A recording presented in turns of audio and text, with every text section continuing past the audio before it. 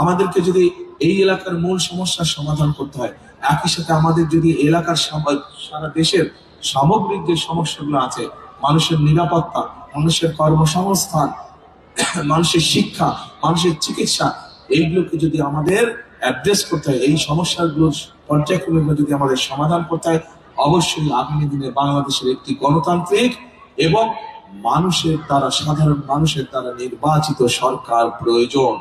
মানুষের নির্বাচিত সরকারই মানুষের সমস্যার সমাধান করতে সক্ষম হবে। প্রিয় ভাই বোনেরা, অবশ্যই জানতে হবে জনগণের সমস্যা কি।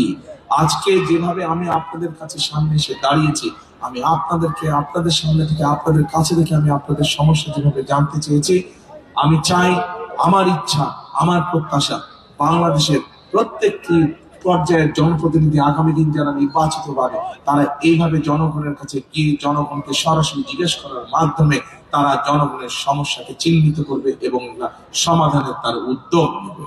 আমরা সিদ্ধান্ত গ্রহণ করেছি, আমরা পরিকল্পনা গ্রহণ করেছি। আমাদের দেশের বহু মানুষ বিদেশে প্রতি বছর কর্মসংস্থানের জন্য যায়, কিন্তু এই মানুষগুলো দক্ষ শ্রমিক হিসেবে চায় না। আমরা চাই বাংলাদেশের লক্ষ লক্ষ যে তরুণ সমাজের সদস্য আছে, নারী হোক পুরুষ হোক, তাদেরকে বিভিন্ন রকম ট্রেনিং দিব, তাদের পড়ালেখা শেষ হোক বা শেষ হওয়ার আগে, যাতে দেশের ভিতরেই ব্যবসা বাণিজ্য হোক অথবা দেশের বাইরে হোক, তারা যাতে কর্মসংস্থানের ব্যবস্থা করতে পারে, যাতে স্বাবলম্বী হয়ে দাঁড়াতে পারে।